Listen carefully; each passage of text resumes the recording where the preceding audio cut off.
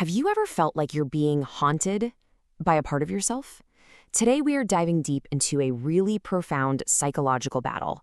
This struggle to create a new you, especially after all the old rules and beliefs just don't work anymore. So, what do you do when the ghost of your past just won't leave you alone? And that's really the core of it, isn't it?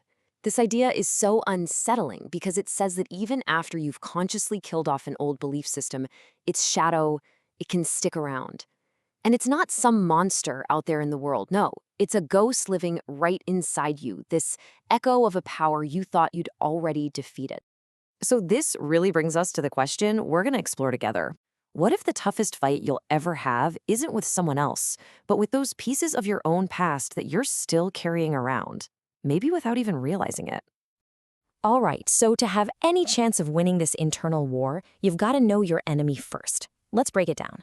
What exactly is this shadow, and where does it get all its power? Okay, here's the absolute key. The shadow isn't something out there. It's the echo of old rules, old habits that are just ingrained in us. This philosophy calls it slave morality. Think of it like old software still running in the background of your mind, even after you've deleted the main program. It's still influencing everything you do. So, how does this shadow actually show up in real life? Well, it can be super subtle. It might be that nagging feeling of guilt, or an automatic instinct to feel pity, or even just this deep down desire for a small, safe, predictable life. That's the prison of the last man, the person who says they're free but is still playing by the old rulebook. Or it can be something else entirely, just this bone-deep exhaustion, a kind of nihilism where nothing seems to matter anymore. You know, the shadow doesn't come at you with a roar. It attacks with a whisper. It's that quiet, tempting little voice that tries to get you to just take the easy way out, to settle for good enough instead of striving for something truly great. And this is exactly how it begins.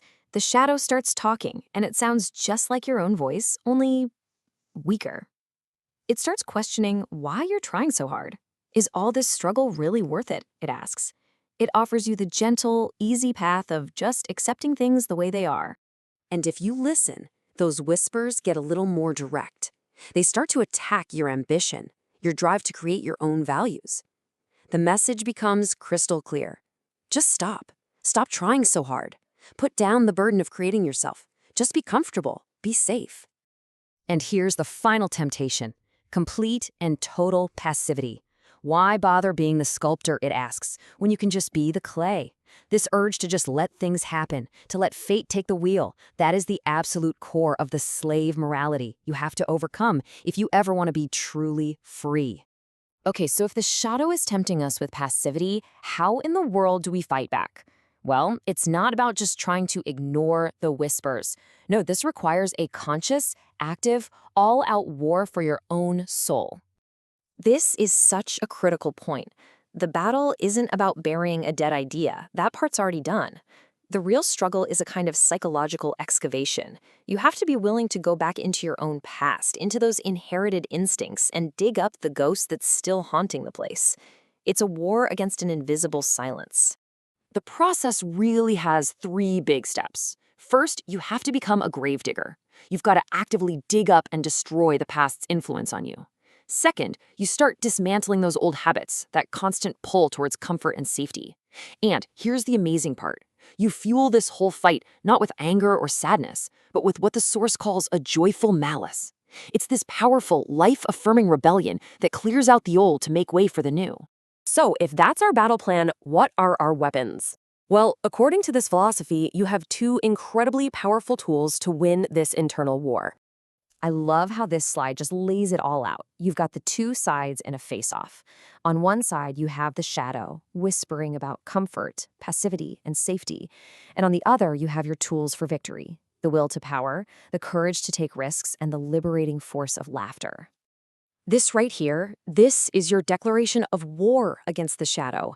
It's a conscious, powerful commitment to the will to power. It's looking those whispers of comfort right in the eye and saying, "No, thank you. I choose a harder path, a stronger life, a life of constant self-creation." And your other essential tool? Laughter. And we're not just talking about telling a good joke here. Laughter is a weapon. It's the hammer you use to shatter the crushing seriousness of the past, to smash the old rules, and to just laugh those ancient, heavy habits into nothingness. So, after all this struggle, after this intense internal war, what does victory actually look like? What's the ultimate goal here? Well, it's nothing less than forging an entirely new way to exist. The ultimate reward is reaching this incredible state of perfect clarity.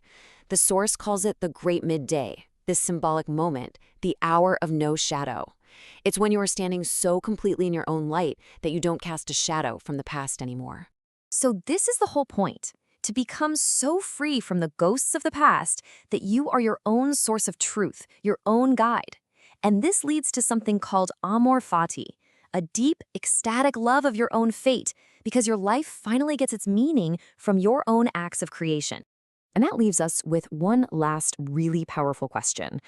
Now that we've gone on this whole journey, from figuring out what the shadow is to finding the tools to fight it, it's worth taking a moment to ask yourself, what lingering ghosts from your own past are you still working to overcome?